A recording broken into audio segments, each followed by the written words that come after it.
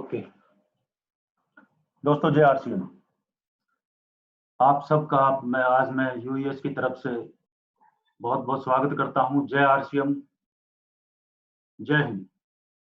और आज इस सेमिनार को लेके, लाइव यूट्यूब सेमिनार को, पिछले 20 सालों में आज पहली बार मैं भी आपकी तरह लाइव यूट्यूब के ऊपर हूं और एक कुर्सी के ऊपर जो है बंध के बैठा हुआ हूं। और पहली बार ऐसा हो रहा है कि स्टेज पे हिलडुल के मीटिंग करने की बजाय एक जगह पे बैठ के मीटिंग करनी पड़ रही है।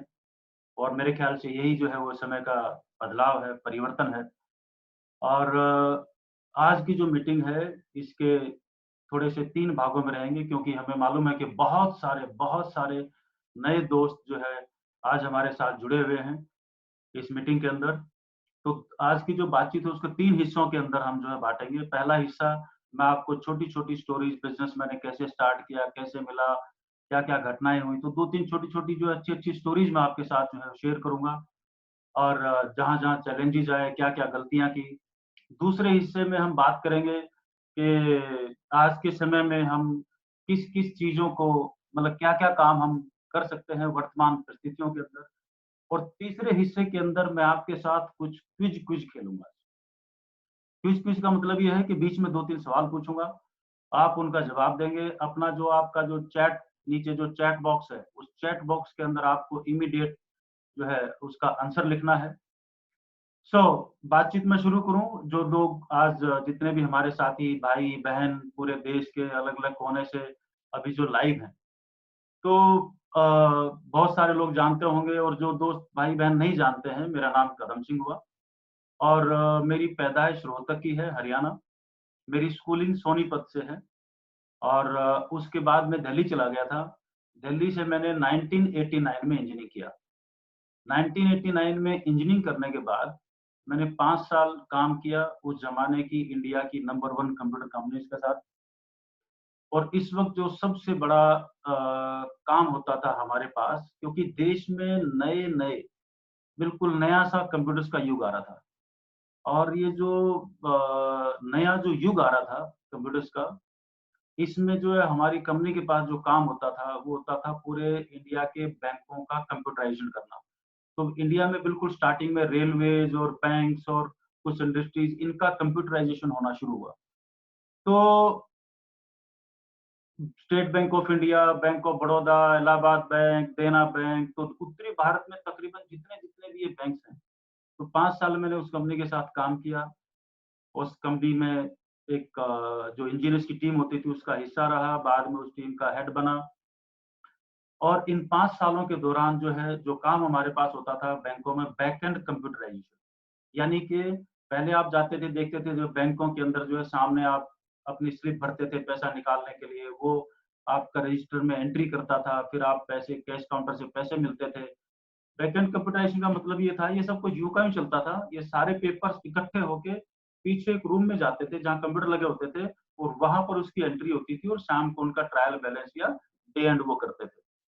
ठीक ऐसा ही आरसीएम में हुआ था। जब आरसीएम स्टार्ट हुआ, तो एक फॉर्म मिलता था, पेपर मिलता था, उस पेपर के ऊपर आप जो है अपना नाम, अता-पता, डिटेल जो भी आपका स्पॉन्सर, प्रपोज़र, वो सब आप डिटेल फिल करते थे। फिर ये सारे पेपर्स आप मंथ एंड पे इकट्ठे करते थे, एक कंपनी में जाते थे, कंपनी के कंप्यूटर में फीड होते थे, और फिर 7 तारीख, 10 तारीख, 15 तारीख, 20 तारीख के आसपास अ, बिज़नेस क्लोज़ करते थे, और फिर जो है वो लोगों को उनके घरों में चेक भेजे जाते थे।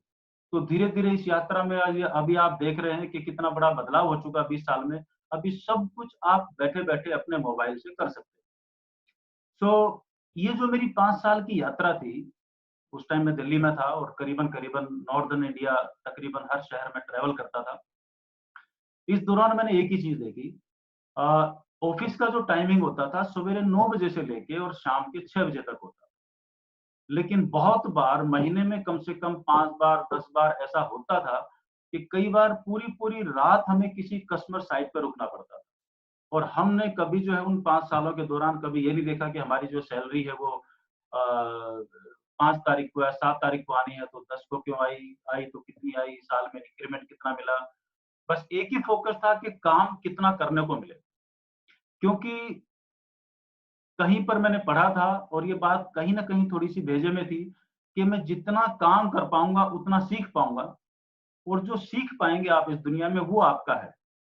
ऊपर वाला आपसे हालात कितने भी बिगड़ जाएँ, कुछ भी छीन सकता है, लेकिन आपकी स्किल दुनिया में कोई नहीं छीन सकता। इसलिए बिज़नेस के सीखने पे ध्यान दें और सीखेंगे हम कब? जब हम काम को करेंगे, कर के। प्लान अच्छा बताना कब आएगा? जब हम लोगों को बताएँगे।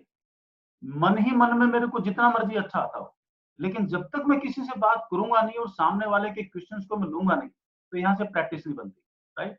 क्योंकि सामने वाला जो सवाल करेगा, वही मेरे को सीखने का कारण बनेगा।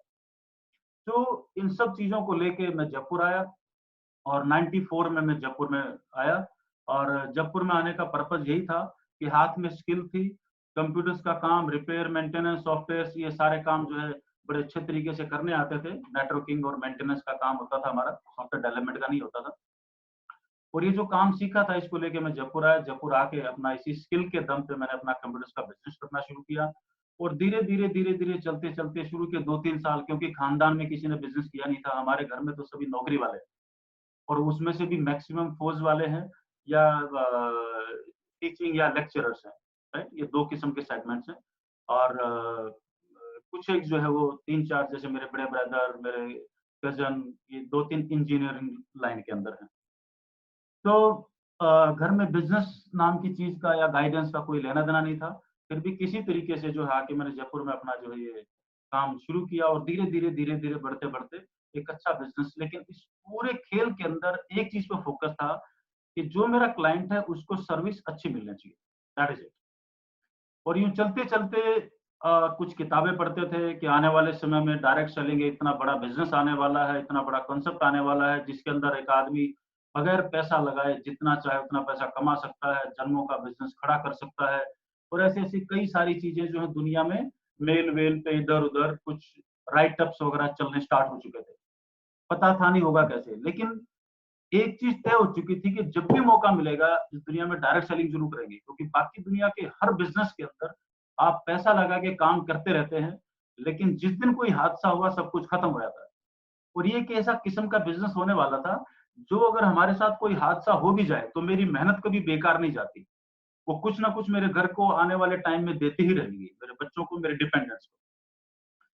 सो फिर चलते-चलते सन 2000 आ गया और सन 2000 में एक दिन चलते-चलते सामने जो है आरसीएम बिज़नेस आ गया। आरसीएम बिज़नेस करना जो स्टार्ट किया और जब स्टार्ट किया तो स्टार्टिंग में जो है वो ये सन 2000 से पहले हमारे दोस्त जो अज़ीज़ दोस्त जो आज इस दुनिया में नहीं है लेकिन आप सब जानते हैं, उनके बेटे को आप देखते हैं मिस्टर रवि शर्मा, उनके पिताजी ओपी शर्मा जी। ओपी शर्मा जी और हमारा जो है वो 94-95 जब मैं जयपुर से आया तब वो गवर्नमेंट डिपार्टमेंट के ईडीपी हेड थे, सिस्टम एनालिस्ट थे और मेरा हार्डवेयर का काम था, उनका सॉफ्टवेयर का काम था। तो हमारी दोनों की दोस्ती थी और हम साथ ही रहते थे, आजू-बाजू में रहते थे और बहुत सारी फैक्ट्रीज़ का हम मेंटेनेंस कॉन्ट्रैक्ट लेते थे। मैं हार्डवेयर देखता था, वो सॉफ्टवेयर देखते इस तरीके से कुछ और उन सब चीज़ों के अलावा एक-दूसरे के साथ जो है वो हम बहुत ज़्यादा समय बिताते थे और चलते-चलते फिर हमारे पास जो है ये अ, आरसीएम आया और आरसीएम जब हमने करना शुरू किया, तो इसमें स्टार्टिंग में एक डब्बा आया था बॉक्स, उस बॉक्स के अंदर जो है 7-8 8 पैंट पीस थे, फिर बाद में जो है वो 3 पैंट, 3 शर्ट हुए, फिर वो इस तरीके से चलते-चलते और जब पहले महीने हमने ये बिज़नेस लिया, फॉर्म को साइन अप किया, तो लोगों को बताते थे कि भई जो है वो आप जितने रुपए का कपड़ा, कपड़ा आपको पहनना ही है। अब कपड़ा पहनना ही है, जितने रुपए का बाज़ार से ले रहे हो उतने रुपए का यहाँ पे मिल रहा है और इसमें से आधे पैसे वापस आ रहे हैं, हमारे बाप का क्या जा रहा है, आप भी 4 लोगों को बता दो और साथ मिलके बिज़नेस को कर लेंगे। इसी बहाने जो है वो हमारे कुछ पैसे कपड़े पहनने से कुछ पैसे तो आएँगे, ऐसी कुछ बातें होती थी। और यूँ चलते-चलते जो है वो ये शुरू के 1-2 महीने में ऐसे लोगों को जो भी जान-पहचान के थे उनको सबको जॉइनिंग करवाया, 4, 5, 6, 7, 10 जो है वो लेके बनाई और यूँ फिर अब इस पूरे सीन में क्या था कि एक ही बार कपड़ा खरीदना था, दोबारा परचेज़ कब करेंगे? जब वो कपड़ा फटेगा, दूसरा तो कोई आइटम था ही नहीं ना, एक ही तो प्रोडक्ट था, राइट? तो एक प्रोडक्ट के सहारे ये काम शुरू हुआ, लेकिन यहाँ पर विजन था कि 2 से 4, 4 से 8, 8 से 16, 16 से ये, और यूं करते करते एक साल में 4,000 दोस्त, और 2 साल में इतने, और पूरे साल में अगर एक बार भी, पूरे साल में अगर एक बार भी उनकी पैंट फटती है, या एक बार भी जितने भी दोस्त ज्वाइन हुए हैं वो साल में एक बार भी परचेज करते हैं, तो भी बहुत बड़ा अंपायर खड़ा हो जाएगा, राइट। तो ये सोच के बिजनेस शुरू किया। अब समस्या ये थी कि जाए कहाँ, सिस्टम खड़ा नहीं था, और कुछ ज्यादा बताना भी नहीं आता था, और खड़ा होके बोलना तो वैसे नहीं आता था। तो सबसे पहली मीटिंग मेरे को अच्छी तरह मालूम, मेरी की दोसा, और एक शायद पंजाब के अंदर होशियारपुर के पास में मुनीर का मुकेरिया शायद ऐसी कुछ जगह थी। तो वहां पर मैं एक बार गया, और ऐसे ही मीटिंग रखी, उन्होंने गांव में ना ऐसे पर्चे से बांटे कि ऐसा ऐसा बगैर पैसा लगाए बिजनेस, लोग अपने अपने तरीके निकालते रहते थे, उस टाइम पे एक्सपेरिमेंट करते रहते थे। और वहां पर मैं खड़ा हुआ, और टेबल भी बड़ी अजीब सी थी, मतलब एक ये शादी बारात का हॉल था, और उस शादी बारात के हॉल के अंदर एक टेबल के ऊपर दूसरी टेबल की प्लाई साइड से टेढ़ी करके उसका बोर्ड बना दिया गया। उस बोर्ड पे मार्कर से जो है मैंने कुछ जो है मैंने देखा रात को पहुंच के कि कल सवेरे सवेरे मीटिंग करनी है, 15-20 आएंगे लोग, सामने बैठेंगे, कुछ ना कुछ बात तो करनी पड़ती है। उससे पहले मेरे को डर लगता था, बीइंग एन इंजीनियर वो सब ठीक है, बट खड़ा होकर किसी से बात करना ये कभी जिंदगी में था ही नहीं। तो मैंने देखा क्योंकि सिर पे आ पड़ी है तो करना तो पड़ेगा ही। तो मैंने रात को जो है वो कुछ एक पर्ची के ऊपर कुछ पॉइंट्स बनाए कि जब सवेरे मैं बात करूंगा तो इन इन पॉइंट्स के ऊपर बात करूंगा, ऐसे ऐसे प्लान दिखाऊंगा। और मेरे को लगा कि आधा घंटा मैं बात कर पाऊंगा, और वैसे मैंने कुछ पॉइंट बना लिए। मजे की बात यह है कि जब मैं मीटिंग लेने के लिए खड़ा हुआ तो 7 या 8 मिनट में वो प्लान खत्म हो गया, मीटिंग खत्म हो गई। और जो मैंने हाथ में पॉइंट बनाए थे, ये हाथ, इतना डर लगा कि हाथ सीधा हुआ ही नहीं, और मीटिंग खत्म हो गई। और मीटिंग खत्म होने के बाद जब बैठ के हमने आपस में बात की, तो पता लगा जो 20-25 लोग थे उसमें से तकरीबन 20-22 लोग हाथों हाथ ज्वाइन कर गए। तो फिर मेरे भीतर में घंटी बजी कि बगैर कुछ सीखे, बगैर ढंग से बताए, अगर इतने लोग ज्वाइन कर सकते हैं, तो बिजनेस में कितनी बड़ी दम है, और कंसर्ट में कितनी बड़ी ताकत है। तो अगर हमने थोड़ा सा सीख लिया और बताना लोगों को तरीके से आ गया, तो बिजनेस तो कमाल कर सकता है। और दोस्त, वहां से किसी को प्लान दिखाने का डर निकला। आप सब लोगों के साथ भी ऐसा ही डर निकलता होगा। कहीं भी निकालो इस डर को, कैसे भी निकालो। हम कैसे कैसे प्लान दिखाते थे, पेड़ के ऊपर बोर्ड टांग लिया, कोई आदमी नहीं मिला तो भैंस के सामने बोर्ड टांग लिया, उसको बताया, 10 5 5 बार बताने के बाद भैंस से पूछते थे कि बोल बहन, ये प्लान कैसा लगा। तो भैंस भी बोलती थी माँ, ज्वाइन करा दे। Literally I am telling you. तो ईंट के भट्ठों पे, और कई जगह तो वो जेल में भी पहुंच गए कि जेल के अंदर एक पुलिस वाले ने बोला कि नहीं, प्लान बताना है कि आप आइए, आप सवेरे आ जाइए। वो उसके घर पे पहुंचे तो पता लगा वो कहीं पर फरीदकोट जेल में ले गया। एक बैरक के अंदर एक तरफ पुलिस वाले बैठे, एक तरफ सारे कैदी बैठे हैं, बोला इनको प्लान बताओ, राइट। तो इस किस्म के तजुर्बे जो है ये होते रहे, बिजनेस आगे बढ़ता रहा। धीरे धीरे रॉयल्टी आ गई, टेक्निकल आ गई, और मेरे ख्याल से क्योंकि लेगे 5-7 स्टार्ट की हुई थी हमने, तो मेरे ख्याल से जब रॉयल्टी आई तो टेक्निकल आने से जस्ट पहले महीने का जो मेरा चेक था, मेरे ख्याल से करीबन 2.25 लाख रुपए के आसपास का था। और उस टाइम पे बहुत बड़ी रकम हुआ करती थी, मतलब 20 साल पहले ये रकम बहुत बड़ी हुआ करती थी। और शहर में आसपास जो बड़े बड़े गस्टर्ड ऑफिसर होते थे, उनकी तनख्वाहें 10-12 हजार के आसपास होती थी। तो एक भूचाल सा आया, और तब तक जो है पहली एनिवर्सरी आ गई। और जब पहली एनिवर्सरी आ गई, तो मैंने और शर्मा जी ने प्लान बनाया कि भाई आ रहा है तो गाड़ी घोड़ा कुछ लेना चाहिए। हालांकि मेरे पास पहले फिएट थी, 99 में मैंने जो है वैन खरीदी थी। तो ये पूरा बिजनेस जो भी 1-2 साल हुआ था, वैन के अंदर इधर उधर हम जाते थे। और पहली एनिवर्सरी में जो है वो मैंने और ओपी शर्मा जी ने होंडा सिटी कार खरीदी, और भीलवाड़ा में टाउन हॉल के बाहर दोनों गाड़ियां खड़ी की। और जब लोग आए, और वो फंक्शन गुरुदेव बीसी छावड़ा जी ने सबका सेलिब्रेशन किया। और 5 या 6 जो है वो रॉयल्टी अचीवर, टेक्निकल अचीवर थे, जिनमें से आप जो है वो मेरे ख्याल से अभी आज की तारीख में आप मुकेश जी को जानते हैं, मुकेश पठारी साहब। और मैं हो गया, ओपी शर्मा जी हो गए, एक दो दोस्त हमारे और थे, वो है ना। और मेरे ख्याल से शायद वत्स साहब भी थे शायद।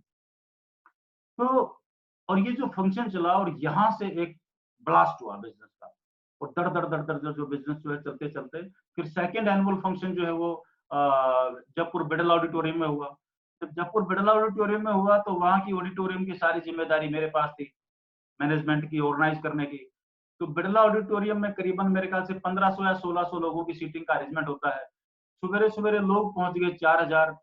अब वहाँ से इस हॉल के अंदर बंद करके वहाँ से लाइव अरेंजमेंट टेलीकास्ट करने का अंदर मीटिंग चल रही है। गुरुदेव स्टेज पे संभाल रहे हैं। मैं अपनी वायर वगैरह बिछा के कुछ भी अरेंजमेंट करके प्रोजेक्टर लगा के और दूसरे जो वहाँ पर हॉल हॉल थे जिनके अंदर ऑक्शन वगैरह चलता था, उन हॉलों के अंदर प्रोजेक्शन ऐसा ही लगा के एलसीडी प्रोजेक्टर पे वहां पर उनको बैठाया गया और वो सारा अरेंजमेंट लाइव हाथों हाथ, यानी कि जब कोई सिचुएशन बिगड़ती है तो आप हाथों हाथ कितने कूल माइंड से उसको कंट्रोल कर सकते हैं। तो ये सारी घटनाक्रम धीरे धीरे सिखाती जा रही थी और हम बिजनेस को सीखते जा रहे थे गलतियां करते करते। तो बहुत सारी गलतियां की और ये गलतियां करते करते मतलब हम लोग जो है आज आप सब लोगों के साथ हैं, आपके सामने हैं, आप मीटिंग सेमिनार में मिलते रहते हैं और इन सब चीज़ों के अंदर जो है वो यात्रा शुरू होने से लेके एक और चीज़ जो मैं आपके साथ शेयर करूँ, वो जब स्टार्टिंग में जैसे आजकल तो हर जगह वंडर वर्ल्ड, पिकअप सेंटर सब चीज़ मौजूद है। शुरू में पिकअप सेंटर या हमें जो कहीं पर भी जो है जॉइनिंग के लिए जाना होता था, तो आरडी सिस्टम होता था, रीजनल डिस्ट्रीब्यूटर। तो 25,000 रुपए दे के आरडी मिल जाती थी। 15, 17, 20 किटें जो है वो उसके अंदर हम ले लेते थे। किटें हम अपनी चारपाई के अंदर रख लेते थे, अपनी गाड़ी के अंदर रख लेते थे। जब भी कहीं मीटिंग लेने जाते थे, वो 20-25 किटें जो है गाड़ी के अंदर मौजूद होती थी, कई बार 50 किटें मौजूद होती थी, तो जहाँ भी मीटिंग करके आते थे। तो ये सिलसिला शुरुआती 3-4 साल में 3-4 साल चलता रहा और 2 ढाई 3 साल के बाद जो है वो पहला प्रोडक्ट लॉन्च हुआ, साबुन, फिर पेस्ट आया, फिर ऐसी 2-3 चीज़ें जो है वो ये सारी चीज़ें चलती रही और ये चलते-चलते इस यात्रा में कई सारे तजुर्बे भी रहे। कई बार ऐसा भी हुआ कि किसी जगह पहुँचे, ट्रेन किसी प्लेटफ़ॉर्म पे पहुँची रात के 2 बजे, पता लगा प्लेटफ़ॉर्म के ऊपर जो छप्पर है वो छोटा-सा था, ट्रेन बहुत लंबी थी और रात का 0 डिग्री टेम्परेचर और जब वो बोगी जो जिसमें से निकले, वो बोगी मान लो इंजन के पास है, प्लेटफ़ॉर्म से बहुत आगे, जब तक वो वापस प्लेटफ़ॉर्म के नीचे आते, तब तक जो पूरा का पूरा पानी में मतलब 0 डिग्री पानी पूरे भीगे हुए और पूरी रात अब आपको जो कहीं जा भी नहीं सकते, स्टेशन पे काटनी है, रात के 1 बजा हुआ है। तो ऐसे कई सारी चीज़ें हाथ से बहुत सारी घटनाक्रम घटा, लेकिन मकसद एक ही था, इरादा मज़बूत था, क्योंकि आप जन्मों का बिज़नेस खड़े करने जा रहे हैं। आप जन्मों का बिज़नेस खड़ा करने के लिए जा रहे हैं, तो छोटे-मोटे चैलेंजेस तो आएँगे, क्योंकि निर्माण बड़ा है, सीखना बड़ा है और बहुत कुछ बहुत बड़ा है। तो इसलिए इन चीज़ों से और अब आपके सामने वो चैलेंजेस नहीं होंगे। क्योंकि हम लोग तो चलो बहुत सारी जगह एक शहर से दूसरे शहर में भी जाते थे, लेकिन अब तो ज़माना ही बदल गया। अभी मैं यहाँ पर बैठा हुआ हूँ और अपने-अपने घर में बैठ के बड़े आराम से अपने नए दोस्तों के साथ आप मीटिंग अटेंड कर रहे हैं। तो अब पहले से 1000 गुना ज़्यादा आसान हो चुका है। एक प्रोडक्ट से 800 प्रोडक्ट आ चुके हैं और अभी तक आप देखते थे कि एक मीटिंग अटेंड करने के लिए आप 100-100, 200-200, 500-500 किलोमीटर से आते थे। अब तो 1 सेकंड में बटन दबाते हैं और लाइव मीटिंग आपके घर पे चलती है। तो कितनी सारी सहूलियतें हैं। अभी मैं उनके ऊपर जो है आपके साथ बात करने वाला हूँ। तो ये थी मेरी बैकग्राउंड और इस बिज़नेस के अंदर जो है वो मैं कैसे आया, क्या मेरा बैकग्राउंड है। अब मैं थोड़ा-सा दूसरे टॉपिक के ऊपर जो है आपके साथ शिफ्ट होना चाह रहा हूँ कि वर्तमान हालात के अंदर हम क्या कर सकते हैं। एक और किस्सा मैं आपको सुनाता हूँ, याद आ गया। जो पहली एनिवर्सरी पे होंडा सिटी एक क्विज़ दे रहा हूँ मैं आपको, एक सवाल दे रहा हूँ। आप नीचे अपना जो चैट बॉक्स है ना, इसके अंदर आप हाथों हाथ जवाब लिखना। मैंने बताया पहली एनिवर्सरी पे हमने होंडा सिटी गाड़ी ली। होंडा सिटी में 3 लोग पीछे बैठ सकते हैं, जो सीटें हैं। सीटों के हिसाब से कंपनी मैन्युफैक्चरर के हिसाब से ये 5 लोगों की गाड़ी है। अब किसी जगह मैं एक बार मीटिंग थी कोई 50, 60, 70 लोगों की, ये 2001 सर्दियों के आसपास की बात थी जहाँ तक मेरे को ध्यान है। और स्टेट था हरियाणा और जींद से कोई 40-45 किलोमीटर दूर कोई जगह थी और मुझे अच्छी तरह याद है उस मीटिंग में उस टाइम पे मेरे ख्याल से राकेश शर्मा जी, विजय बिरोदिया जी, बस साहब और अनिल जादूगर हमारे एक दोस्त उस टाइम पे होते थे। ऐसे 8-10 दोस्त थे हम और जब मीटिंग रात को लेट हो गई तो उनको उस गाँव से जिस गाँव में मीटिंग थी वहाँ से बाहर आने के लिए कोई साधन नहीं था क्योंकि लोगों के पास गाड़ी-घोड़े उस टाइम ज़माने में होते नहीं थे। तो कोई रास्ता नहीं बचा था, तो उन्होंने बोला कि सर हम जाएँ कैसे? तो अब आप नीचे चैट में आंसर लिखें कि एक गाड़ी के अंदर जो 5 सीटर है उसके अंदर कितने लोग आ सकते हैं?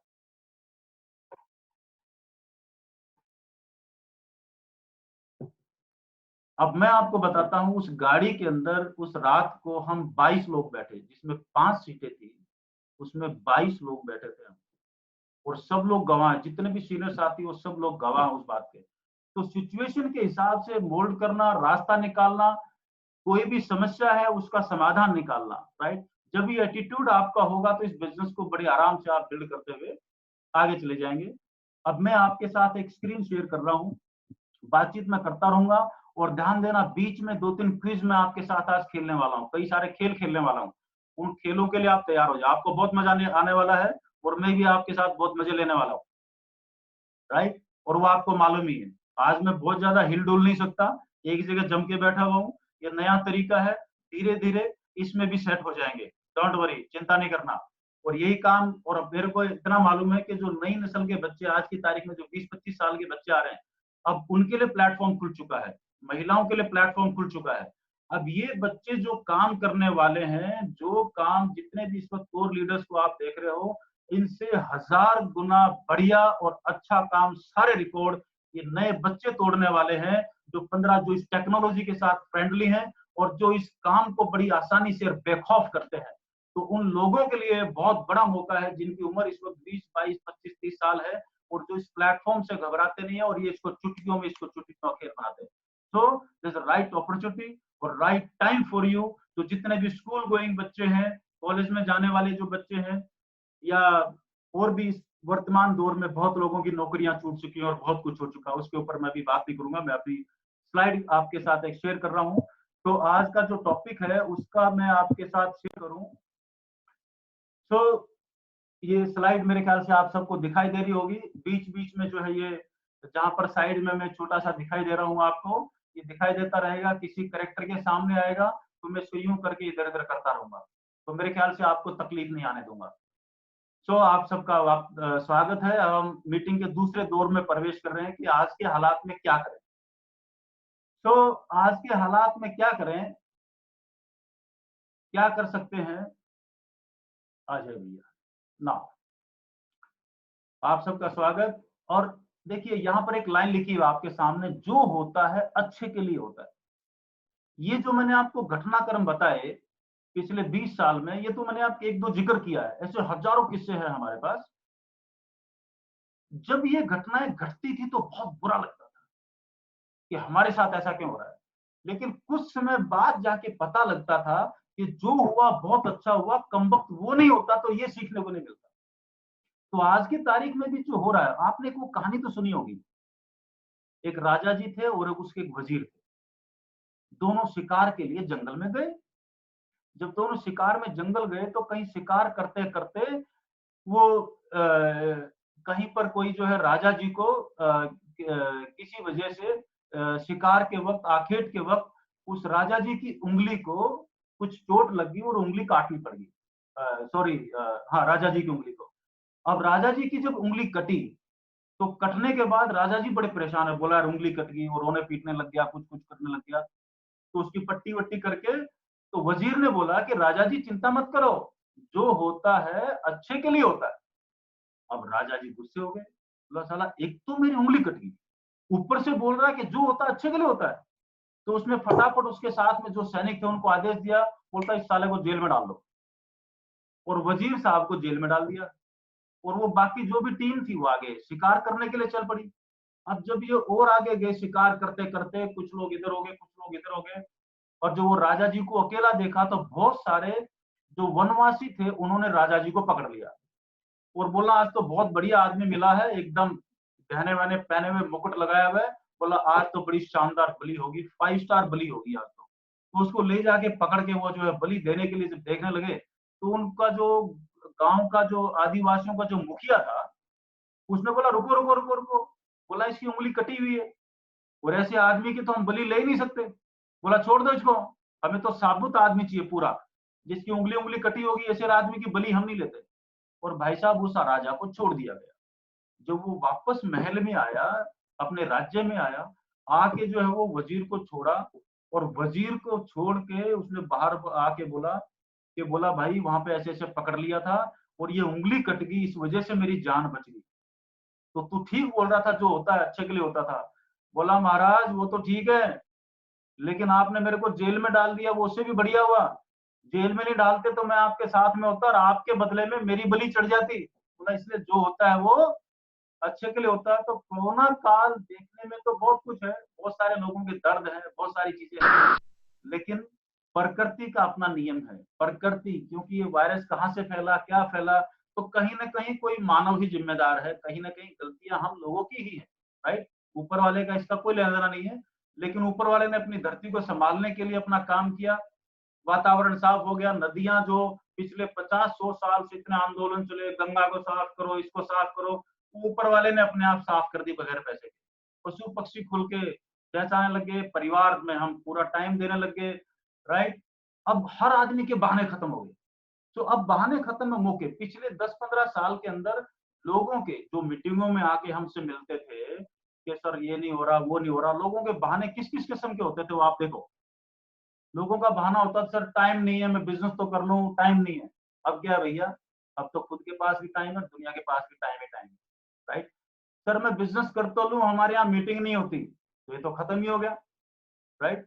अब तो लाइव चल रहा है और हर घर घर में मीटिंग हो रही है, तो ये बहाना जड़ से खत्म कर दिया ऊपर वाले ने।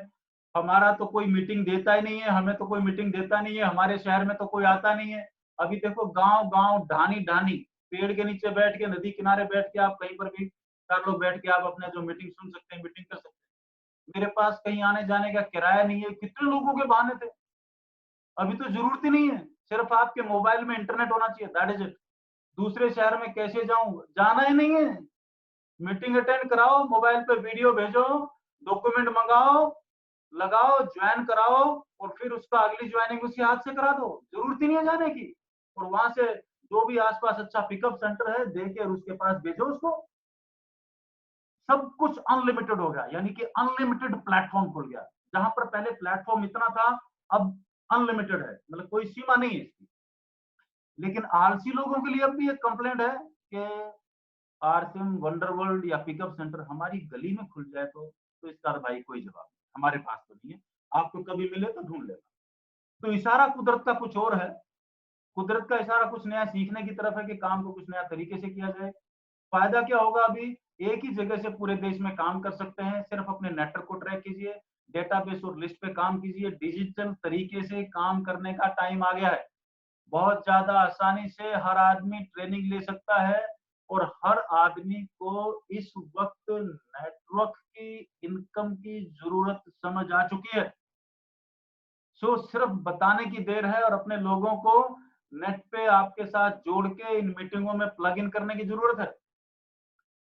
तो थोड़ी सी सावधानी, अभी यहाँ पर जो दोस्त पुराने हैं, जो ज्वाइन कर चुके हैं, या जो आज बिल्कुल पहली बार आए हैं, कहीं नौकरी थी कुछ छूट गया था, कोई मौका देख रहे हैं और इस अपॉर्चुनिटी सेमिनार को देख रहे हैं, थोड़ी सी सावधानी ये कर लेनी चाहिए कि अगर, इसको मैं थोड़ा सा नीचे ले लेता हूं, अगर आप लोगों को ये भी समझ आ जाएगा आने वाले दिनों में कैसा बचा लेना चाहिए, ये एक्स्ट्रा काम कर लेना चाहिए, यानी कि लोगों को बैकअप समझ में आ गया कि सब कुछ तो बंद हो गया, और इस बंद काल में अगर टाइम पे कुछ पैसे बचा लेता, तो अभी में ध्यान रखना, अच्छे दिनों में बचाया हुआ पैसा आपको हर बुरे दिन से बचा देगा। इस चीज का ध्यान रखना, राइट। तो जब अच्छे दिन हो तो बड़ी सावधानी के साथ, मूल को कभी भी, जो आपका सोर्स है उसको, मूल को कभी खत्म नहीं होने दें, नहीं तो रिसोर्स कभी भी पैदा नहीं हो पाएगा। सो आगे मैं चलता हूं। अगर आपके पास जमा पैसा अपने घर में, इस वक्त जो भी दोस्त देख रहे हैं, अगर आपके पास जमा पैसा 12 महीने का है तो कोई बहुत ज्यादा टेंशन की जरूरत नहीं है, बट हाथों हाथ प्लान कर लीजिए। 6 महीने का पैसा अगर आपके बैंक बैलेंस में है घर चलाने का, तो टेंशन ले लीजिए, अभी टेंशन ले लीजिए कि क्या करने वाला, खटाखट खड़े जाओ। 3 महीने का है तो हाथों हाथ खर्चे को कम कर दीजिए, अपनी रिटेल, अपनी तो महीने की सेलिंग है उसको बढ़ा दीजिए, राइट। मतलब अभी तक 5,000 का डायमंड क्लब करते थे, तो स्टार डायमंड क्लब या सुपर डायमंड क्लब या क्राउन डायमंड क्लब वो करना शुरू कर दीजिए। और अगर 0 महीने का है तो भाई साहब अभी के अभी खड़े हो जाइए, सामान को रिटेल कीजिए, लोगों से बात कीजिए, उनकी ज्वाइनिंग कीजिए, बैठने का टाइम बिल्कुल भी नहीं है। तो आप जो है काम करने का तरीका इस वक्त आपको थोड़ा थोड़ा, ये मैं आपको हिंट दे रहा हूँ, बाकी आप मेरे से 1000 गुना बढ़िया आप भी सोच सकते हो, और भी कई तरीके हो सकते हैं। सो रोजाना सवेरे सवेरे उठते ही कोई अच्छी बड़ी बहुत अच्छी जो मोटिवेशन या कोई एनर्जी देने वाली किताब या ट्रेनिंग या जो भी आपके पास साधन है, उससे आप जो थोड़ी सी खुराक ले लें। सवेरे अच्छी खुराक खाएंगे तो दिन भर एनर्जी रहेगी। आपके पास ऑनलाइन ट्रेनिंग के शेड्यूल आएंगे, अपने शेड्यूल को मेंटेन करना शुरू कर दें। उसी हिसाब से आपके ब्रॉडकास्ट ग्रुप में जो भी आपकी टीम है उनको सिर्फ इंफॉर्मेशन दीजिए, इसके अलावा कुछ मत दीजिए। ज्ञान मत दीजिए, इंफॉर्मेशन दे दीजिए। ज्ञान दुनिया नहीं लेती, लेकिन जानकारी लेने के लिए तकरीबन लोग ले लिया करते हैं। किस किस दोस्त का किस किस प्रोडक्ट में इंटरेस्ट है उसकी ट्रेनिंग अटेंड करवा दीजिए। ऑनलाइन वीडियो भेजना, यूट्यूब यूएस का यूट्यूब चैनल हर दोस्त को सब्सक्राइब करा दो। व्हाट्सएप पर डॉक्यूमेंट मंगवा दो, फटाफट ज्वाइनिंग करा दो और उसको उसी उसी प्रोसेस को रिपीट कर दो। और जिसकी ज्वाइनिंग हुई है अगली ज्वाइनिंग उसके हाथों से करा दो। मैटर है, तो एक इंडिपेंडेंट आदमी तैयार हो जाएगा। देश की जनता का एक बहुत बड़ा हिस्सा दोस्त खेती की ओर जाने वाला है। जो लोग शहरों में थे गांव की तरफ पलायन कर चुके हैं। पहले गांव में ये था कि सीखने का बहुत ज्यादा मामला नहीं था, लेकिन जो आदमी शहर में आया उसकी भूख बड़ी है सीखने की, बड़ा होने की, नाम को बड़ा करने की, राइट। अब वो वापस गांव में गया है तो वहां पर भी कम से कम उसकी जो आदत है सीखने की वो काम आएगी। तो वहां पर उसको ट्रेनिंग दिला दो, पूरे गांव का नक्शा बदल देगा वो। लालच या डबल करने वाली कंपनियां ऐसे दौर में, जब मुसीबत का दौर होता है दुनिया के ऊपर, तो डबल करने वाले बहुत आते हैं। तो अपनी टीम के टच में रहेंगे तो उनको उस बीमारी से बचा पाएंगे। कोरोना से भी खतरनाक वायरस है डबल करने वाला वायरस, इससे बचाओ लोगों को। और कुछ भी हो, रेगुलर बचत करें, अपनी अपनी टीम की परचेज लिस्ट निकाल कर परचेज करवाएं। इनको भी लिस्ट चाहिए, उनके आईडी पे नहीं आ रही तो अपनी अपलाइन टेक्निकल जो भी है उनसे ले लें। और जितने भी पिकअप सेंटर होल्डर्स हैं, जो भी बाजार वाले दोस्त जो इस वक्त लाइव जो इस प्रोग्राम को देख रहे हैं, वो सब अपना अपना जो भी आपके परचेजर हैं उनका एक ग्रुप बना लें। आपका जैसे सामान आए आप उनको ब्रॉडकास्ट पे डाल दीजिए कि अभी ये आ गया है, फटाफट आके ले जाओ। तो दूरगामी सोच रखने वाले जो लीडर्स को मालूम है कि वो एक टाइमलेस बिजनेस का निर्माण कर रहे हैं। टाइमलेस बिजनेस मतलब जो समय और काल से परे है। जब तक ये धरती रहेगी, धरती चलेगी, ये सामान खरीदे जाते रहेंगे, इनकी मानव जाति को जरूरत रहेगी। और जिसको भी अपनी उम्र 60, 65, 70 साल, देश की एवरेज लाइफ है 63 साल। अगर इस 63 साल से जापान की तरह 83, 84 ईयर्स की एवरेज लाइफ में अपने आप को कन्वर्ट होना है, तो इन सामानों का घर में आना जरूरी है। वरना अपनी अकड़ में बैठे रहें। अगर पैसे को छोड़ो, सिर्फ अपनी उम्र को भी अगर 20 साल बढ़ाना है तो भी इन सामानों की जरूरत है। तो चॉइस इज योर दोस्त। जो भी नए दोस्त देख रहे हैं, तो अपने फायदे के लिए इस बिजनेस में आए, अपने परिवार के फायदे के लिए इस बिजनेस में आए। और ये गांव देहात में जो है हर जगह पे, और मैं कई बार पहले भी बता चुका हूँ, बहुत सारे आरसीएम के डिस्ट्रीब्यूटर्स प्रोडक्ट पे बहुत अच्छा काम कर रहे हैं। और यह एक फील्ड है, कितना भी कोरोना आ जाए, दुनिया में कुछ भी हो जाए, खेती का डाउनफॉल जीवन में कभी नहीं आएगा, राइट। सो अब यहाँ पर डिसीजन मेकिंग का समय है। हम थोड़ा थोड़ा तीसरे दौर में प्रवेश कर रहे हैं। डिसीजन मेकिंग यानी कि आदमी कई बार चौराहे पे मैं करूं नहीं करूं, हाँ ना ये चलता रहता है। और अगर इसके पीछे कोई स्ट्रॉन्ग लॉजिक नहीं हो कि फैसला लूं तो कैसे लूं, राइट। तो आज हम अब थोड़ा सा जो अगले 15 मिनट में आपके साथ बात करने वाला हूं, वो टॉपिक है डिसीजन मेकिंग। अब इसको थोड़ा सा ध्यान से आप अपने चैट के ऊपर आ जाएं और थोड़ा सा जो मैं आपसे कुछ पूछने वाला हूं वो आपको चैट में लिख के बताना है। एक आपसे मैं सवाल कर रहा हूं, देखो आप स्क्रीन के ऊपर आपको 3 बिल्लियां दिखाई दे रही है, यस। अब इन 3 बिल्लियों में बहुत पहले किए, मैंने प्रैक्टिकल भी किए हैं बहुत जगह पे, जब लोग आनाकानी करते हैं, बहाने पे बहाना, बहाने पे बहाना, बहाने पे बहाना। तो एक दोस्त को मैंने बोला कि मैं कहा देख भाई एक बात बता, एक दीवार पे 3 बिल्लियां बैठी हैं और इसमें आपको जो दिखाई दे रही है, एक लाल बिल्ली दिखाई दे रही है, काली बिल्ली दिखाई दे रही है, एक थोड़ी सी ग्रे बिल्ली। काली बिल्ली ने दीवार से नीचे कूदने का फैसला कर लिया। तीनों बिल्लियां दीवार पे बैठी हैं, ध्यान रखना, तीनों बिल्लियां दीवार पे बैठी हैं। काली बिल्ली ने दीवार से नीचे कूदने का फैसला कर लिया। अब मुझे बताओ कि दीवार पे कितनी बिल्लियां बची, फटाफट लिख डालो चैट बॉक्स के अंदर, जल्दी जल्दी जल्दी जल्दी जल्दी जल्दी जल्दी, टक टक टक टक टक टक टक टक टक टक टक। यस, आप देखोगे बहुत सारे सवालों, मतलब मैक्सिमम लोग इस सवाल का जवाब देंगे कि सर 2 बिल्लियां बची है, क्योंकि एक तो कूद गई। दोस्त, बिल्ली ने कूदने का फैसला किया है, फैसला किया है, कूदी नहीं। तो दीवार के ऊपर 3 ही बिल्लियां हैं, 2 नहीं है, तीनों वहीं बैठी हैं। बहुत सारे लोग भी जिंदगी भर करने का फैसला करते हैं, कूदने का फैसला कर लेते हैं, आज करूंगा, कल करूंगा, इस महीने तो पक्का कर लूंगा, मेरे को पूरा समझ में आ गया, वचन है मैं पक्का करूंगा। वो फैसला करते हैं लेकिन एक्शन नहीं लेते, इसलिए जिंदगी भर दीवार पे बैठे रहते हैं। तो आज फैसला कर लेना आपको। अब मैं जो आपके साथ क्विज खेलने वाला हूँ, जब आप कोई भी फैसला करते हैं तो फैसला करते वक्त आपको किन चीजों का ध्यान रखना होता है। तो अब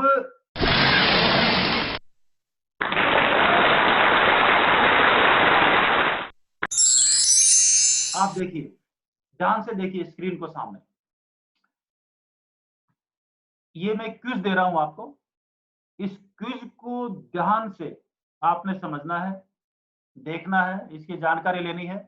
और एक क्विज के खत्म होते ही मैं आपको 10 सेकंड का टाइम दूंगा, और इस 10 सेकंड के अंदर आपको चैट बॉक्स में आंसर लिखना है। लास्ट में मैं आपको कौन बनेगा करोड़पति की तरह 4 सवाल दूंगा, ए बी सी डी। आपका जवाब क्या है वो आपको सिर्फ ए बी या सी डी आपको चैट बॉक्स में लिखना है। तो इसलिए ध्यान से देखना, ध्यान से देखिए। ये एक रेलवे ट्रैक है, जहां पर माउस का कर्सर जो है घूम रहा है, ये एक रेलवे ट्रैक है।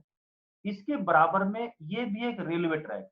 आपने देखा होगा जहां जहां पूरे देश में रेल की पटरियां बिछी हुई हैं, तो 2 ट्रैक साथ में चलती है, एक जाने वाली एक आने वाली, इमरजेंसी में कैसे भी काम में ले सकते हैं ना। थोड़ा सा और आगे बढ़ते हैं। ये एक पटरी है जहां से इस पटरी की ट्रेन उस पटरी पे जाई जा सकती है, लिंक बोलते हैं। ये एक हैंडल है जहां से घुमा के इस ट्रेन जो यहां से आएगी, राइट,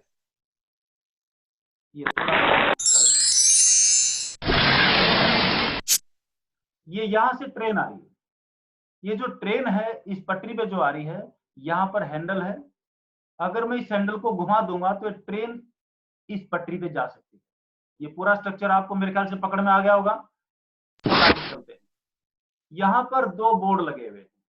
ये जो बोर्ड है इस पे लिखा हुआ है कि भाई ये जो पटरी है इसका मरम्मत का काम चालू है। ये यहाँ पे औजारों का निशान बनाया हुआ है, इसका मरम्मत का काम चालू है। तो मरम्मत का काम चालू है तो इसका मतलब अभी ट्रेन नहीं आ रही। मरम्मत का कार्य सड़कों पे लिखा होता ना, मरम्मत का कार्य जारी है, सुविधा के लिए खेद है। चलिए, यहाँ पर लिखा हुआ है high speed track, keep your self away. ये बहुत तेज गाड़ियां इस पे आती हैं, तो इस पटरियों से दूर रहे। ये चेतावनी का बोर्ड यहाँ लिखा हुआ है, यहाँ भी लिखा हुआ है। थोड़ा सा और आगे चलते हैं, आप देखिए एक बच्चा इस ट्रैक पे यहाँ पर बैठ के खेल रहा है, 4 बच्चे यहाँ पर बैठ के खेल रहे हैं, राइट। पूरी बात को वापस से रिपीट करता हूं मैं। एक ट्रेन की पटरी है, ये दूसरी पटरी है, यहाँ पर एक ट्रेन आ रही है, सवारी गाड़ी है, इसके पीछे 20 डब्बे जुड़े हुए हैं सवारियों के। फोटो में एक इंजन दिखाई दे रहा है, और ये दौड़ी आ रही है। यहाँ पर एक बोर्ड लगा हुआ है कि भाई इस ट्रेन का कार्य, इस पटरी का कार्य मरम्मत कार्य प्रोग्रेस में है। यहाँ पर लिखा हुआ है इस ट्रैक के आसपास मत रहिए, ट्रेन फटाफट दौड़ती हुई आएगी फुल स्पीड के अंदर, दूर रहिए। और आप यहाँ पर खड़े इस जगह पे, इस हैंडल के पास, ट्रेन यहाँ से आ रही है, ये यहाँ से 50-100 मीटर दूर है, और यहाँ से बच्चे भी आपसे 50-100 मीटर दूर हैं। अब ट्रेन को यहाँ से जाने के लिए 10-15-20 सेकंड का टाइम है। इस 15-20 सेकंड के अंदर आप क्या करेंगे, ये आपको फैसला लेना। ठीक इस वक्त आपको मैं 4 ऑप्शन दे रहा हूँ, क्या आप पहला, ट्रेन को सीधी जाने देंगे और कुछ भी नहीं करेंगे। दूसरा, आवाज देके ट्रेन के सामने बैठे बच्चों को भगाने की कोशिश करेंगे कि भैया उठ जाओ, भाग जाओ, ट्रेन आ रही है। तीसरा, लाल कपड़ा दिखा के ट्रेन को रोक देंगे। चौथा, हैंडल दबा के ट्रेन को चेंज कर देंगे, और एक बच्चा जहां पर ट्रैक में बैठा, एक बच्चे की तरफ जाने देंगे और हम 4 बच्चों को बचा लेंगे। फैसला आपको करना, खटाखट ए बी सी डी। या हैंडल दबा के ट्रैक बदल देंगे, एक बच्चे 4 बच्चों को बचा लेंगे और एक बच्चे को ऊपर से जाने देंगे? जो भी आपका सवाल है, जवाब है, खट से खट से खट से खट से। Time up. चलिए दोस्तों, हैरानी होगी ऐसी स्थिति में, क्योंकि अमूमन जिंदगी भर ऐसे ही इंस्टेंट हालात में डिसीजन लेना पड़ता है। बहुत सारे लोग बिजनेस को समझते हैं, बहुत अच्छा फैसला ले लेते हैं, लेकिन कभी ना कभी ऐसी स्थिति बनती है जब 1 2 5 मिनट का, सेकंड के हालात ऐसे बनते हैं कि आपको कुछ न कुछ, देखिए घर में भी बाहर भी जिंदगी भर ये निर्णय लेने ही पड़ेंगे। तो निर्णय ले आपने क्या लिया, आप देखिए मैक्सिमम लोग इस दुनिया में 95% लोगों का जो फैसला है वो क्या होगा कि मैं हैंडल को दबाऊंगा और हैंडल को दबा के ट्रेन को मैं पलट दूंगा, मतलब दूसरी पटरी पे भेज दूंगा, ताकि जो 4 बच्चे ट्रैक के बीच में बैठे हैं वो बच जाएं, मतलब 4 को बचा लें और एक मर जाएगा, तो एक के बदले 4 बच गए, वो बढ़िया है। 95% ऑलमोस्ट। और जिन्होंने भी लिखा होगा कि हैंडल नहीं बदलूंगा, इसका मतलब या तो स्टोरी को पहले सुन चुका है किसी ट्रेनिंग मीटिंग में, या इसके बारे में पहले कभी ना कभी अटेंड कर चुका है, राइट। लेकिन 95%, अब 95% लोगों ने निर्णय लिया ताकि एक के बजाय 4 5 बच्चों को बचा लिया जाए। दोस्त, ये इमोशनल फैसला है और तकरीबन ऐसे ही फैसले हम जिंदगी भर करते रहते हैं। नाउ आगे बढ़ते हैं। हैंडल दबा के ट्रेन का ट्रैक बदलने के फैसले का नतीजा, क्योंकि फैसला तो है, नतीजा भी देखो, नतीजा क्या आने वाला है, क्योंकि फैसला मेरा है तो नतीजा भी मेरा है। तो हम फैसले आप खुद करोगे और नतीजे अपलाइन से चाहोगे, ये जिंदगी में कभी नहीं होगा। फैसले आप करो तो नतीजा भी आपका है।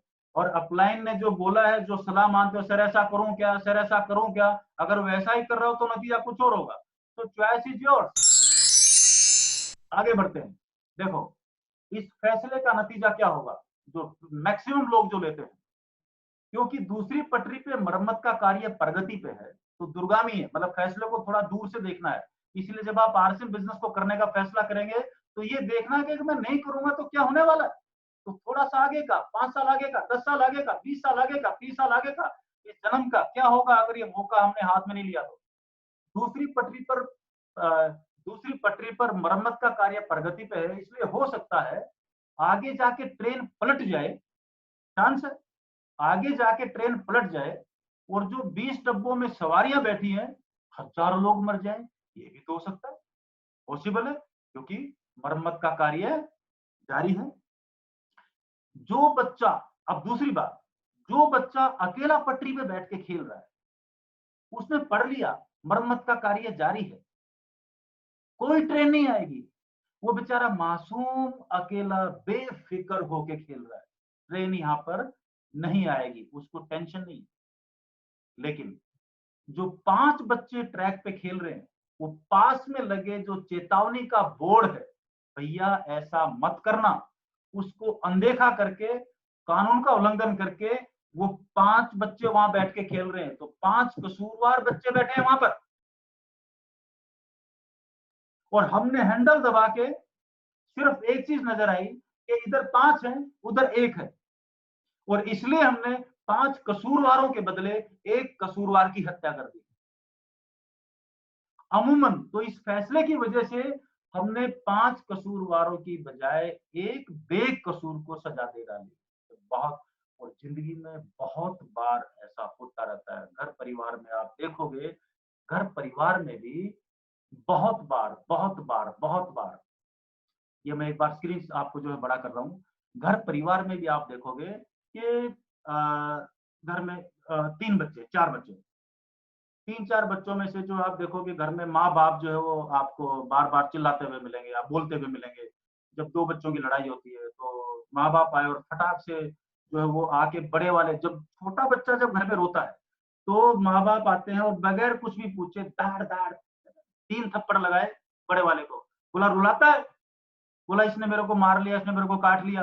बोला तू तो बड़ा है, तू तो समझदार है, वो तो छोटा है, वो तो नादान है। अरे नादान है, छोटा है, लेकिन अगर उसको कोई काट रहा है तो छुड़ाना भी तो धर्म बनता है।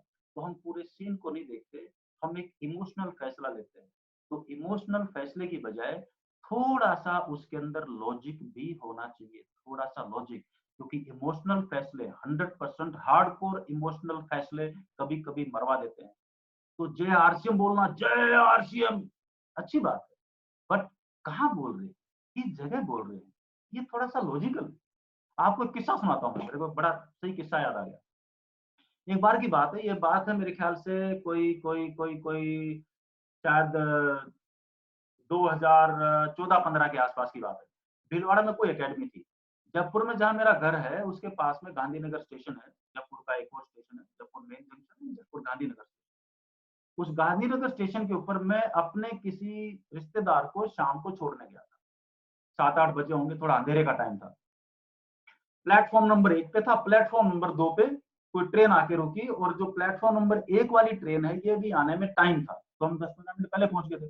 तो प्लेटफ़ॉर्म नंबर 2 पे जो ट्रेन खड़ी थी, अचानक उस ट्रेन के अंदर से आवाज़ें आनी शुरू हो गई। सर जय आरसीएम, जय आरसीएम। तो अकेडमी थी, तो बंगाल से कहीं से 3-4 डब्बे, ट्रेन के डब्बे फुल थे और उनमें से किसी एक आदमी ने दूसरे प्लेटफ़ॉर्म पे ट्रेन पे मेरे को पहचान लिया। उसने जोर से, तो जब एक आवाज आई जय आरसीएम, तो हमने भी रेस्पॉन्स दे दिया, वो भी जय आरसीएम सर, जय आरसीएम। और जैसे उसको रेस्पॉन्स मिला, वो गाड़ी में से, ट्रेन में से दड़ दड़ दड़ दड़ दड़ दड़ दड़ दड़ दड़ वो पटरियों पे से उतर उतर के वो 2 नंबर प्लेटफॉर्म पे आ गए, 1 नंबर प्लेटफॉर्म पे आ गए और वहां पे जय धमाधम, जय नारे, जय आरसीएम, जय। वो पूरा स्टेशन, वो गांधीनगर दुर्गापुरा स्टेशन था, सॉरी, राइट। तो वो पूरा स्टेशन, स्टेशन मास्टर, सब लोग इधर से आगे, बोला ये हो क्या रहा है, और वो दूसरी ट्रेन चले नहीं, वो चले तो जब तक ये हमारी वाली ट्रेन नहीं आएगी वो जावे नहीं। और जिनको मैं छोड़ने गया था, वो बेचारा जो भीड़ में कहीं गुम हो गया और इन लोगों ने पकड़ लिया। तो कहने का मेरा मतलब है, बुराई नहीं है, अच्छी बात है, बट थोड़ा सा लॉजिक, राइट। होश में, मतलब जोश में होश नहीं खोने, राइट। मैं वापस से स्क्रीन के ऊपर लेके आ रहा हूं आपको एक छोटी सी चीज आपके साथ और शेयर करने के लिए। तो अब आरसीएम करने का फैसला किन वजहों से हमने लिया, ये मैं आपके साथ 2 मिनट और बात कर रहा हूं। क्यों बिजनेस शुरू किया, फैसला क्या है, डालो। पहला आदमी, यहाँ पर 2 आदमी का एग्जांपल दे रहा हूं मैं। एक आदमी, पहले आदमी ने फैसला क्यों लिया, दूसरे लोगों की इनकम देख के 2 लाख आ रहे, 5 लाख आ रहे, ये हो रहा, वो हो रहा, मैं भी कर लेता हूँ, राइट। बड़े बड़े सेमिनार में, और यार फूल मालाएं डल रही है, तो फूल मालाएं देख के, किसी और का सम्मान देख के फैसला लिया। बड़ी मीटिंग में गया, ऑडिटोरियम में गया, और इतने लोग हैं, अंदर घुसने की जगह नहीं है और टिकट नहीं मिल रही, इसका मतलब बढ़िया है, फैसला ले डाला, राइट।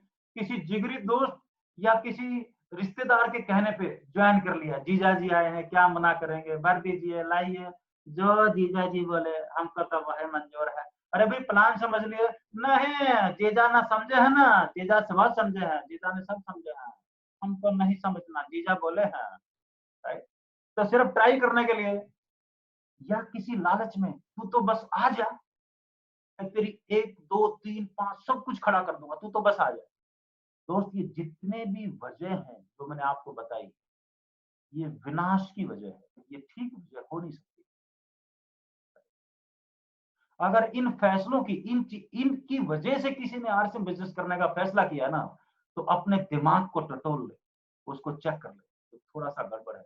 लेकिन दूसरा आदमी है, एक और, वो फैसला लेता है पूरा प्लान समझ के कि इनकम कैसे कैसे आएगी, कितनी कितनी ले सकता है, इतनी चाहिए तो क्या करना पड़ेगा, ये आई तो कैसे आई, राइट। इसका मतलब उसको प्लान आता है, बिजनेस के दूरगामी परिणामों को देख के, विजन देख के, राइट।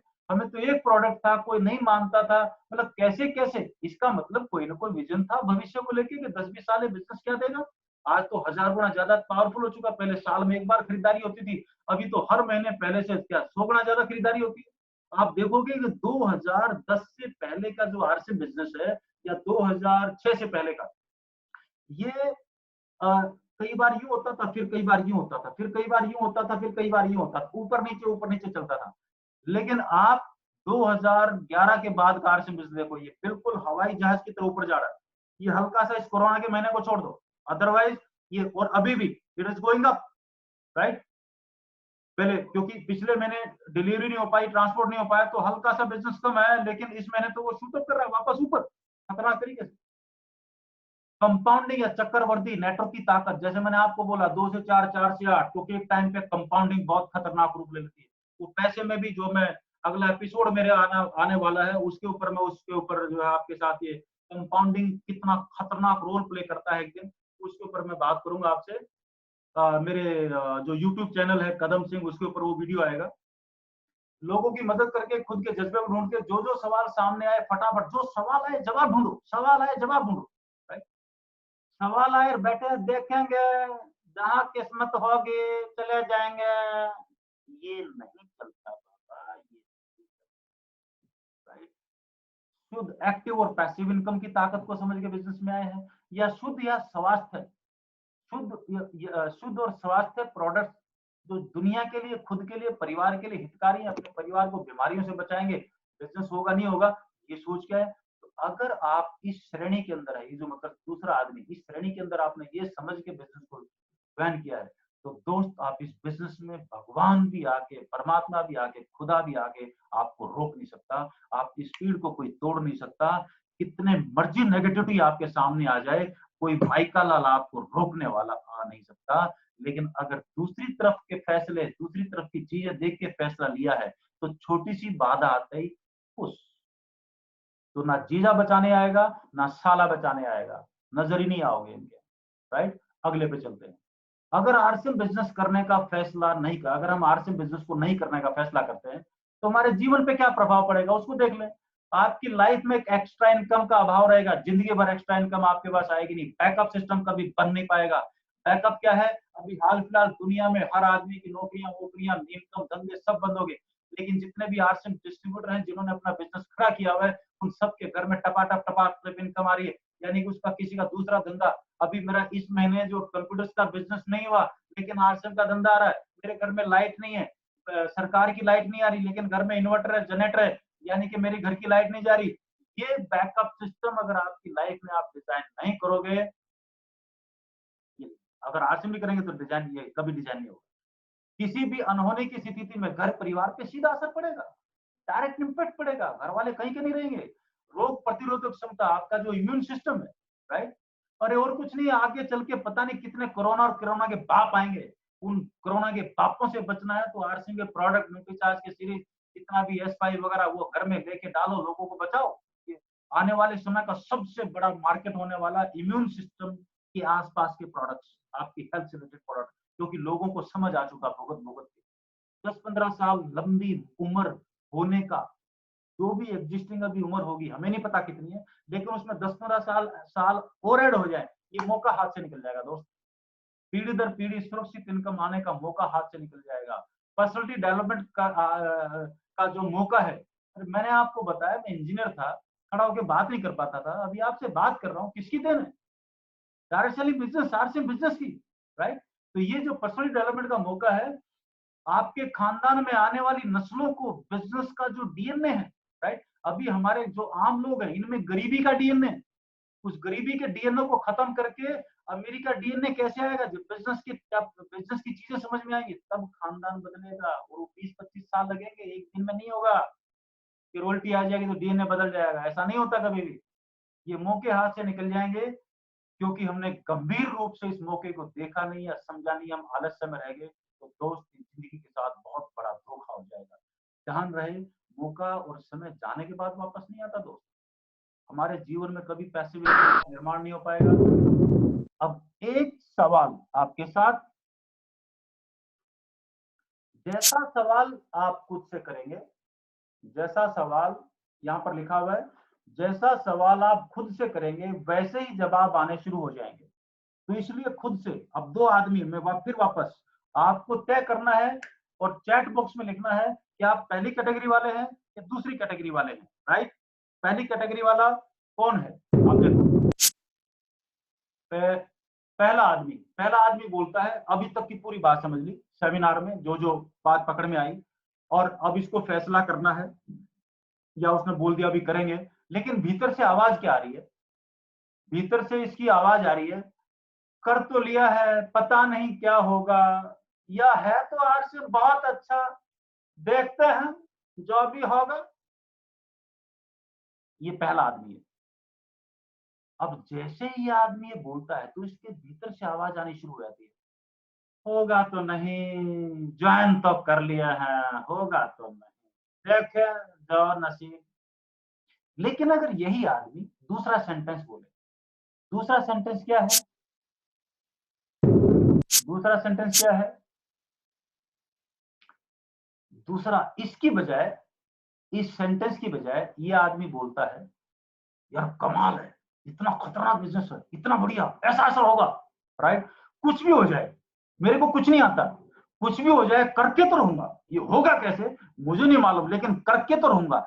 जैसे ही आप ये ठानते हैं ना दोस्त, आपके भीतर से आपका सोया हुआ हनुमान जाग जाता है, हजार रास्ते परमात्मा खुदा आपके पास भेजना शुरू कर देता है, राइट। सो दिमाग से बात क्या करनी है, ये बहुत इंपॉर्टेंट है। इसलिए अगर ये आप दूसरा आदमी वाली बात, कमाल का है, कुछ भी हो जाए करूंगा तो सही, राइट, ये बात आप खुद के साथ करते हैं तो आपकी ताकत 100 गुना बढ़ जाती है। आप 2 लेग नहीं, आप 3 लेग, 4 लेग, 5 लेग करते रहेंगे। और अगर आप ये बात करेंगे तो भी चलता रहेगा, कोई 1 लेग दे दे, दे बाबा के नाम तो हम बिजनेस कर ले, राइट, कटोरा लेके घूम ले, इससे बढ़िया। सो जस्ट सो ये एटीट्यूड का मैटर है पूरा का पूरा। तो इसलिए फैसले में बैलेंसिंग बहुत जरूरी है, राइट। तो एक मन है, मन हमेशा कमजोर परिस्थितियों की स्थिति की ओर लेके जाएगा, बुद्धि हमेशा सही रास्ता दिखाएगी। मन कहेगा एक ही रात में अमीर बन जाऊं, बुद्धि बोलेगी कैसे, बोलिए कैसे, मन बोलेगा एक ही रात में बैंक का ताला तोड़ के सारा पैसा ले आऊं, बुद्धि बोलेगी जेल कौन जाएगा, इसलिए बैंक सारे बचे में दोस्त, राइट। सो इमोशंस यानी कि मन और बुद्धि। अब अपनी बुद्धि से आप पूछिए, अगर इस जन्म में आक्षेप नहीं किया तो आपका परिवार किन किन चीजों से वंचित रह जाएगा, राइट। इमोशंस है, मन है, अच्छी बात है, लेकिन उसके साथ में थोड़ा सा लॉजिक और थोड़ा सा बैलेंस, इन दोनों चीजों का कॉम्बिनेशन होना बहुत जरूरी है दोस्त। और यही बातचीत मैं करने के लिए आपके साथ आज आया था। और आपके साथ अभी मैं आपसे पूछना जा रहा हूँ कि आपका फैसला क्या है, राइट। हाँ, उससे पहले ये यहाँ पर इसमें इसमें लिखिए, आप चैट बॉक्स में लिखिए कि आप पहले वाले हैं कि दूसरे वाले हैं, 1 या 2, चैट में लिखिए आप। और अपने ब्रेन को रिमाइंडर दीजिए कि नहीं, बिजनेस कमाल का है और कुछ भी हो जाए इस जन्म में तो करके रहूंगा, इतना बड़ा एम्पायर खड़ा करूंगा कि दुनिया देखेगी। तो ये हुआ नंबर 2 आदमी। तो आप 1 या 2 कौन से हैं लिखिए, उसके अंदर लिखो, पता लगने दो दुनिया को, राइट। चलिए, बैलेंसिंग की बात होगी और ये आखिरी स्लाइड है मेरी आपके साथ, और ये है फैसला। अब आपका फैसला क्या है, ये आपको तय करना है। अगर आपका फैसला है तो दोस्त कूद जाओ, आज ही 2 4 10 लोगों की ज्वाइनिंग कर डालो, डॉक्यूमेंट मंगवाओ, व्हाट्सएप में ज्वाइनिंग करवाओ, सामान दिलवाओ, कूदो। या सामान है, घर में है तो रिटेल करो, अड़ोसी पड़ोसी को दो, एक्टिविटी करो, एक्शन लो, राइट। सो आपका फैसला, आपकी मर्जी। और धन्यवाद आज के लिए आप सबके लिए। और क्योंकि बहुत ज्यादा कुर्सी पे एक जगह बैठे बैठे यही स्थिति थी, अभी कुछ चीजें सेट होने वाली हैं और धीरे धीरे अगले 1 2 बार में जब हम मिलेंगे तो मेरे ख्याल से कुछ स्टूडियो रूम भी मिलेगा, कुछ और जो भी बेहतर तरीके हो सकते हैं, ये धीरे धीरे, क्योंकि हम ये नया तरीका है, इसके ऊपर जो है सेमिनार में, ऑडिटोरियम में बड़ी जगह होती थी, सामने से हल्ले गुल्ले होते थे, तो स्थितियां कुछ और होती थी, अब स्थितियां कुछ और है। लेकिन इसमें भी आप देखोगे 10 15 दिन के बाद मतलब एक से एक बढ़ के चीजें आपके लिए बेटर होना शुरू हो जाएंगी, and you will enjoy lot.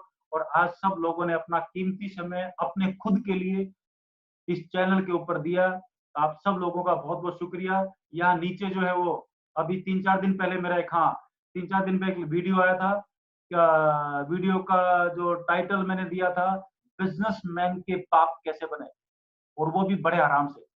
वो वीडियो जिन लोगों के पास लिंक नहीं पहुंचा है, तो वो जो यूट्यूब चैनल है मेरा, ये नीचे लिखा हुआ कदम सिंह, इसके ऊपर जाके आप वो वीडियो जरूर देखें, क्योंकि अगला जो वीडियो आने वाला है वो उसके लिंक में, अगर पहला नहीं देखा होगा तो दूसरे वाला कंटेंट कुछ पकड़ में नहीं आएगा, राइट। और ये सब चीजें आपको मदद करेंगी, आपका डिसीजन बनाने में। फैसला होगा तो एक्शन होगा, एक्शन होगा तो नतीजा आएगा, नतीजा आएगा तो साइकिल और घूमेगा और आपका काम बड़ा हो जाएगा। आज के लिए थैंक यू वेरी मच, बहुत बहुत शुक्रिया आप सब लोगों का। नमस्कार, जय हिंद, जय Asia. Thank you very much.